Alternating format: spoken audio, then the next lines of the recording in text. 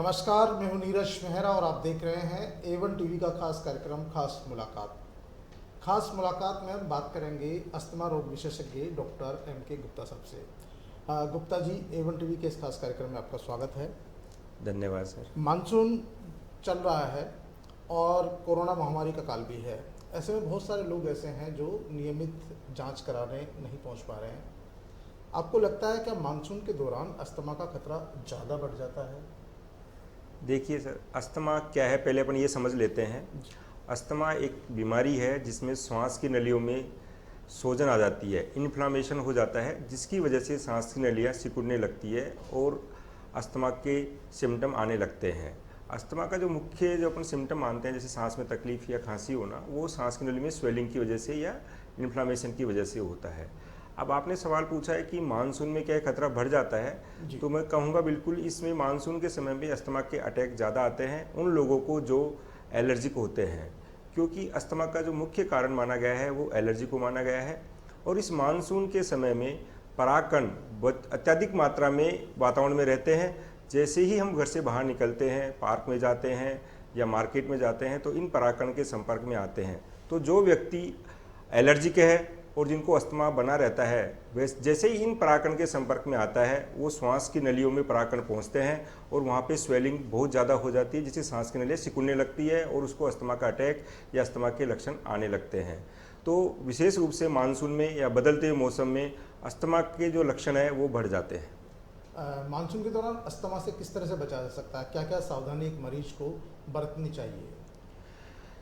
Asthma के जो मरीज है उनको मानसून के समय विशेष रूप से ध्यान रखना है कि अगर वो परागकण से एलर्जिक है, वो कैसे पता चलता है कि अगर आपको पूरे 12 महीने ठीक रहते हैं, लेकिन जैसे ही मानसून का मौसम आता है या मौसम चेंज होता है, तब आपको अगर अस्थमा के लक्षण आते हैं जिसमें जुकाम, खांसी या सांस लेने में तकलीफ होती है, तो हम कह सकते हैं कि हमें परागकण से एलर्जी है या मानसून के समय में अस्थमा के अटैक आते हैं। ऐसे व्यक्ति को जो विशेष रूप से ध्यान रखना है कि उनको ऐसे समय में पार्क में, यानी जहाँ पे पेड़ पौधे, ग्रास या हर्ब्स होती है, वहाँ पे नहीं जाना है, क्योंकि उस समय वहाँ पे सबसे ज़्यादा मात्रा में परागकण होते हैं, तो उनसे उनको बचाव करना है।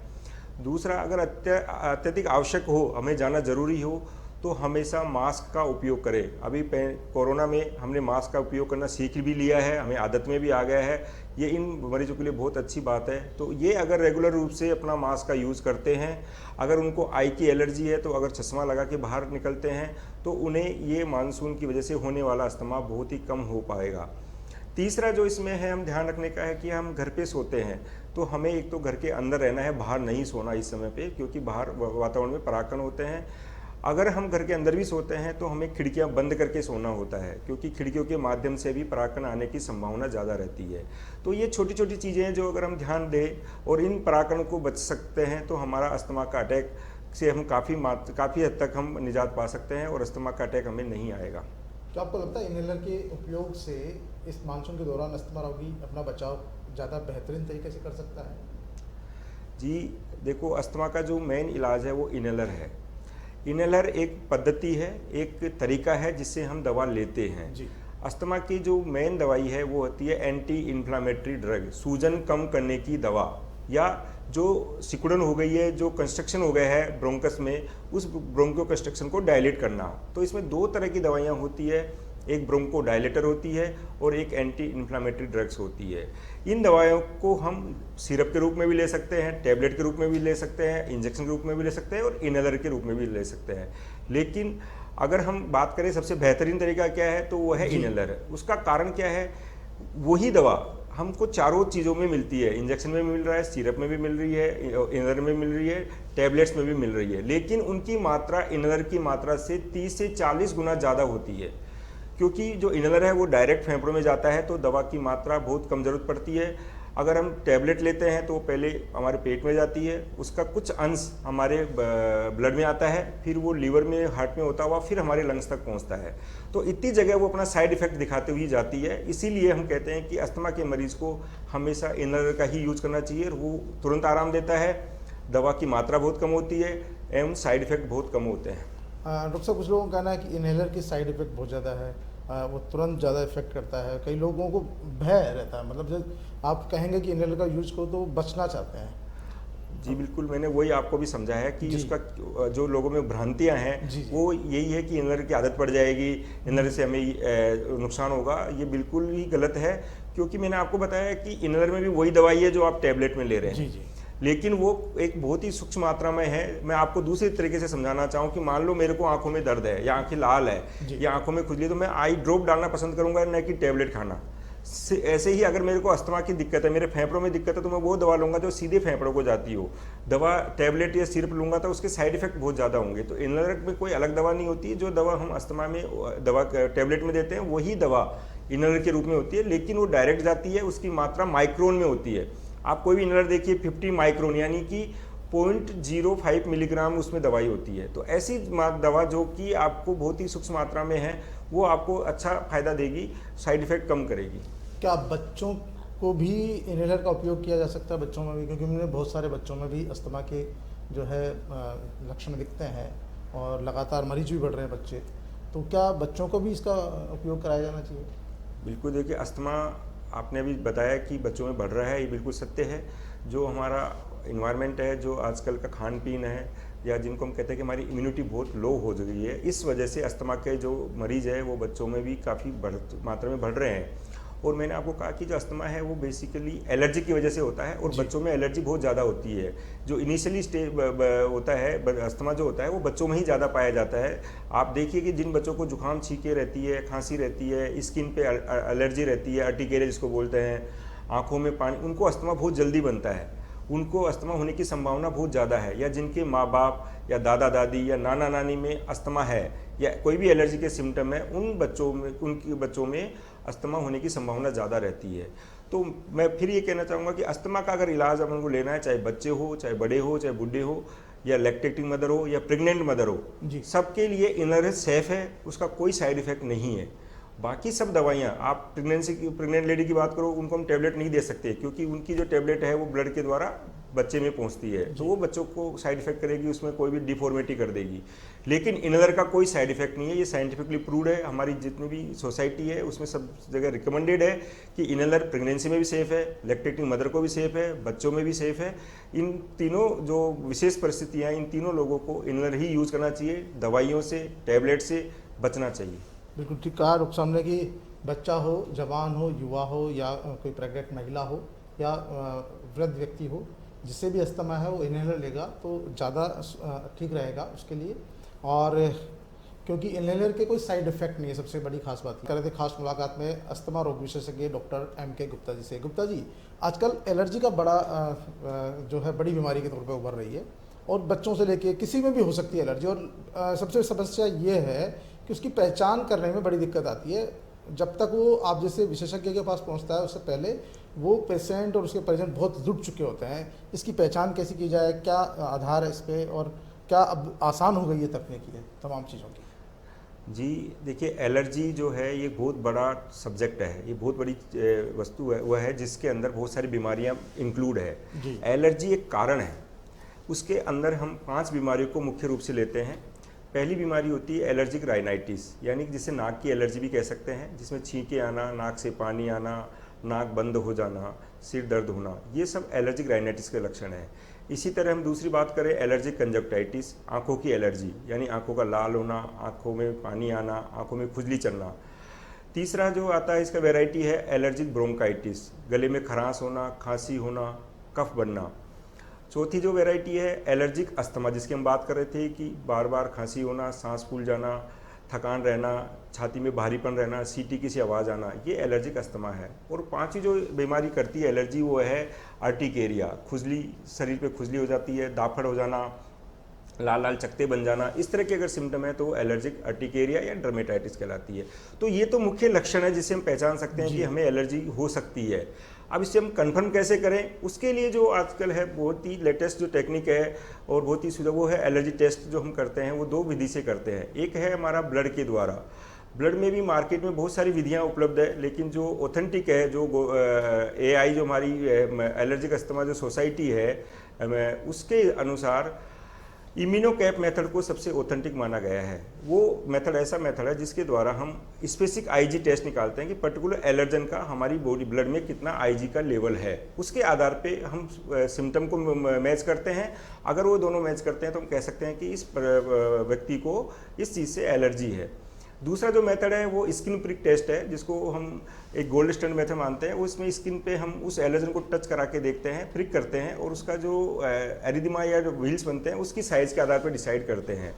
बस एसपीटी में हमें दिक्कत ये होती है कि एक तो थोड़ा सा विधि जो स्किन को प्रिक करना होता है तो थोड़ा सा उसमें दर्द रहता है। दूसरा समस्या ये रहती है कि जिन व्यक्ति को स्किन पे कोई बीमारी है उनको हम वो टेस्ट नहीं कर सकते हैं। तीसरा, उसमें हमें 2 या 3 दिन पहले एंटी एलर्जिक दवाइयाँ बंद करनी होती है। कई समय ऐसा होता है जब हम दवाई बंद नहीं कर सकते, लेकिन वो जो ब्लड में इम्यूनोकैप मेथड से हम जो टेस्ट करते हैं उसमें कोई दवाई बंद करने की जरूरत नहीं होती है। तो ये हम 2 तरीके जो है स्किन प्रिक टेस्ट और इम्यूनोकैप मेथड, इन दोनों से ही एलर्जी का टेस्ट कर सकते हैं, जो कि ऑथेंटिक है। जो मार्केट में कई विधियाँ उपलब्ध है जिसमें कई बार कन्फ्यूजन हो जाता है कि मरीज को ऐसी रिपोर्टें मिल जाती है कि मेरे को टमाटर से है, प्याज से है, लहसुन से है, दलिए, वो खाना बंद कर देता है, बच्चों में दूध बंद करा देते हैं, जो कि उसकी स्वास्थ्य के लिए भी बहुत हानिकारक है।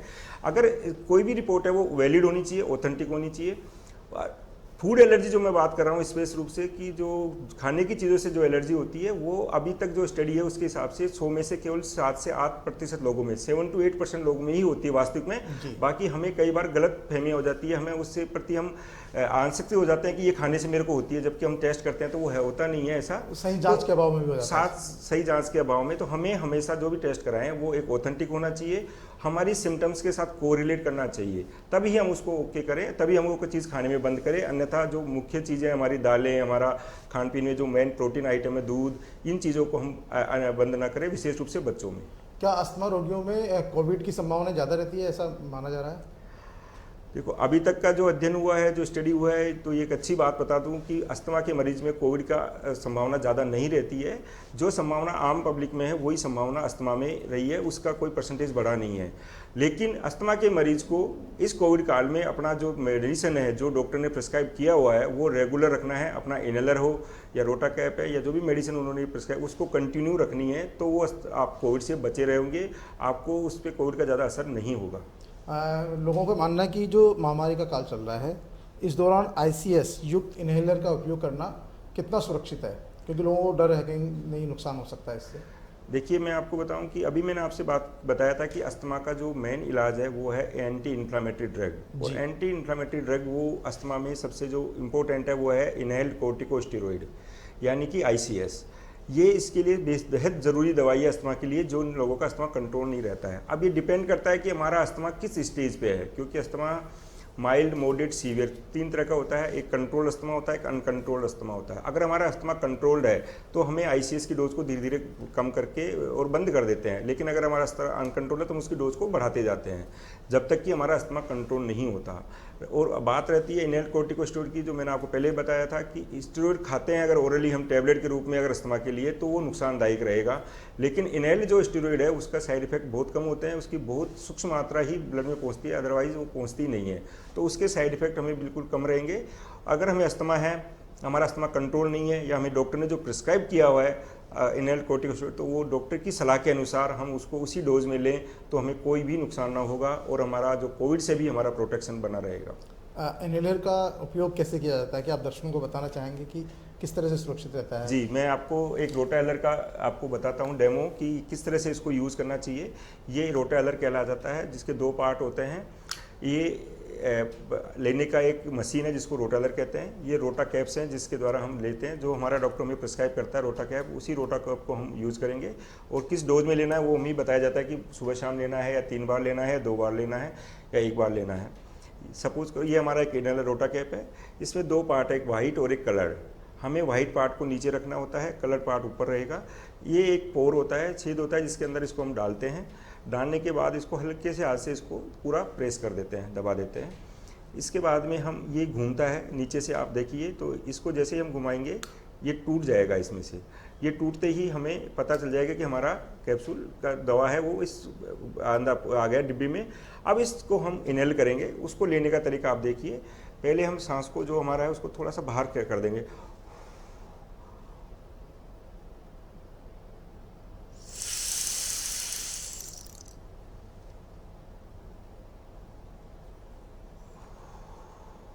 तो देखिए मैंने क्या किया, इस इनहेलर को लिया, इसको अंदर तोड़ा, उसके बाद में सांस को थोड़ा बाहर छोड़ना है, इसको दांतों के बीच में रखना है, पूरी सांस पूरी ताकत के साथ अंदर खींचना है। एक सांस में पूरा जितना आप ले सकते हैं उसको लेना चाहिए। ये कैप्सूल अंदर घूमेगा, ये हमको पता रहना चाहिए कि अगर कैप्सूल घूम रहा है तो हमारी दवा अंदर जा रही है।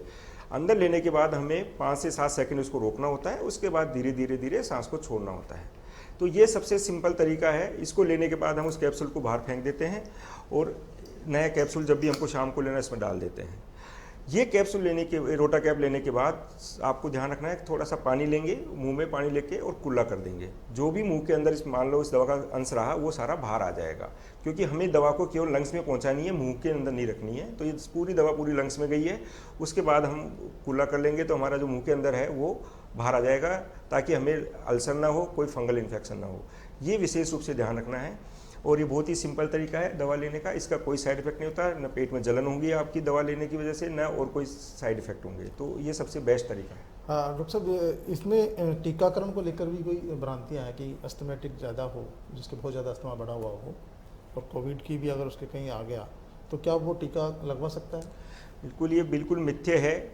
अस्थमा के मरीज को कोविड का जो वैक्सीन है, कोविशील्ड हो चाहे कोवैक्सीन हो का स्पुतनिक हो, जो भी है सारे सेफ़ हैं। वो बिना हिचक के, बिना उसके आप वैक्सीन को लगा लीजिए।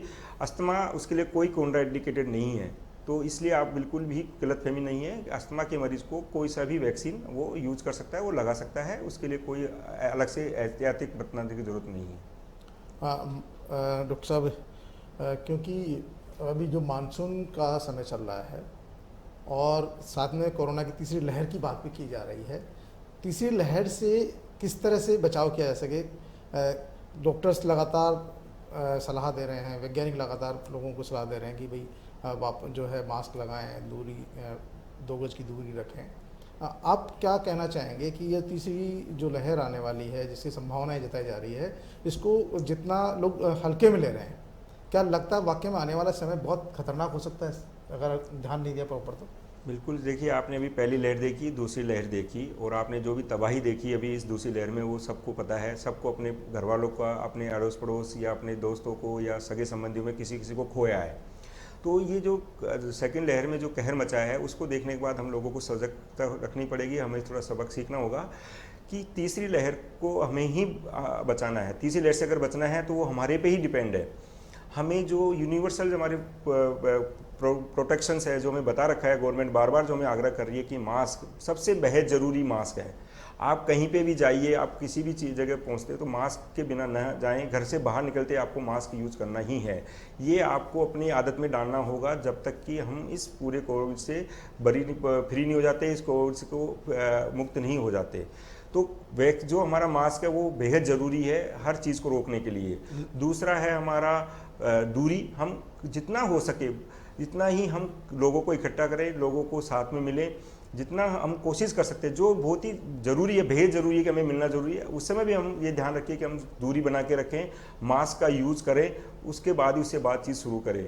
क्योंकि अभी शादी ब्याह भी, फंक्शन भी ज़रूरी होते हैं करना, लेकिन अगर हम अपने इन चीज़ों का ध्यान रखते हैं और हम कम से कम लोगों को बुलाते हैं, जो केवल ज़रूरी लोग हैं उन्हीं के साथ इंटरेक्ट करें, जो हमारे नोन हैं उनके साथ इंटरेक्ट करें, अनजान व्यक्ति को न बुलाएं, न उनके साथ कोई कॉन्टैक्ट रखें, तो हम इन चीज़ से बच सकते हैं। और तीसरा जो चीज़ मैं बताना चाहूँगा, अगर हमें कहीं पे भी आपको कॉलोनी में, परिवार में, कहीं भी लगता है कि ये व्यक्ति हो सकता है कोविड से संक्रमित के लक्षण लग रहे हैं, तुरंत आप उसकी सूचना दो और उससे आप बचने की कोशिश करो और सारे लोगों को बचाने की कोशिश करो। उसको अपने घर में प्रोटेक्ट रखें, उसको बाहर नहीं जाने दें।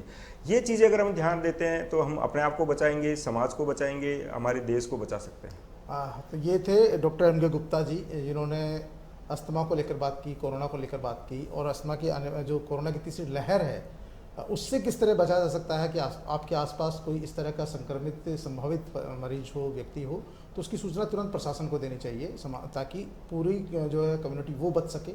साथ में जो अस्थमा रोगियों को किसी भी तरह की कोरोना की वैक्सीन लगवाने से कोई खतरा नहीं है। अस्थमा रोगियों को इन्हेलर लेने में भी किसी तरह का कोई खतरा नहीं है, बल्कि इन्हेलर को इन्होंने माना कि सबसे बेस्ट दवा है। खास मुलाकात में आज के लिए इतना ही। एम.के. गुप्ता साहब आप आए, आपने समय दिया, आपका बहुत बहुत धन्यवाद। A1 टीवी के इस खास कार्यक्रम में आज के लिए इतना ही। इजाज़त दीजिए। ताज़ा खबरों के लिए देखते रहिए A1 टीवी। धन्यवाद।